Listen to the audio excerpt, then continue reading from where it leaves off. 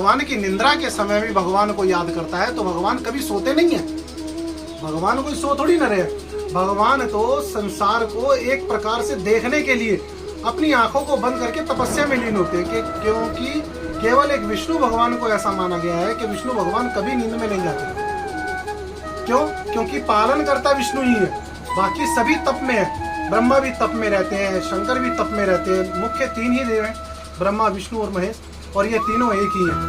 भगवान इन तीनों के रूपों के बारे में वेदों और पुराणों में कहा गया है कि कभी भी ब्रह्मा, विष्णु और महेश में कोई भेद नहीं करना चाहिए। ये तीनों एक समान है। अगर आप ब्रह्मा का नाम ले रहे हैं तो विष्णु भी है और शंकर भी है। अगर आप शंकर का नाम ले रहे हैं तो ब्रह्मा भी है और विष्णु भी है। इसी प्रकार से अगर आप विष्णु का नाम ले रहे हैं तो ब्रह्मा भी है और शिव भी है। इनमें जब हम भगवान का ध्यान करते हैं तो भगवान का ध्यान करते हुए इन 4 मासों के अंदर जो पुण्य काम किए जाते हैं उनका इतना लाभ मिलता है जितना कि आप पूरे वर्ष के अंदर भी पुण्य करने के बाद में प्राप्त नहीं कर सकते। क्यों? क्योंकि इसके अंदर एक तो भगवान जो है आराम कर रहे होते हैं, तो भगवान को इस समय काम नहीं दिया जाए। लोग होते हैं ना, हर समय मांगते रहते हैं, हर समय मांगते रहते हैं, भगवान को दुखी करते रहते हैं किसी न किसी काम को लेकर। तो भगवान कहते हैं कि इस समय जो भी व्यक्ति मुझसे मांगने की बजाय मेरा भजन करेगा ना, उसको मैं अधिक लाभ दूंगा। और इस समय भगवान स्वयं जो है लीन होकर के बाकी देवी देवताओं को इस धरती का कार्यभार जब सौंपते हैं, तो ये सभी देवी देवता धरती के निकट होते हैं।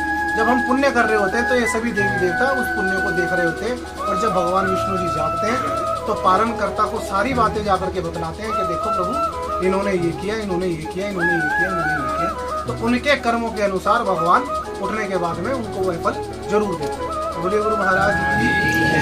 तो इसलिए हम लोग, मैंने विशेष तौर पर ये चतुर्मास देखते हुए, क्योंकि कहा जाता है कि जो साधु महात्मा होते हैं, जो संत महापुरुष होते हैं, वह इन चतुर्मास के अंदर प्रवास करते हैं, एक जगह ठहरते नहीं है। कारण कि एक जगह विश्राम नहीं करना, भगवान का नाम करना, चलते रहना। और इस चतुर्मास में जो भी यात्रा करता है प्राणी, उसका बड़ा लाभ प्राप्त होता है। इसी कारण आप कभी संत महापुरुषों को, जो सिद्ध महापुरुष होंगे, उनको अगर देखेंगे तो वह इन चतुर्मास में अधिकतर प्रवास पर रहते हैं, अपने स्थानों पर नहीं होते। कारण कि वह जगह जगह भगवान का सुमरण कर रहे होते हैं, अपनी काया को कष्ट दे करके तप कर रहे होते हैं।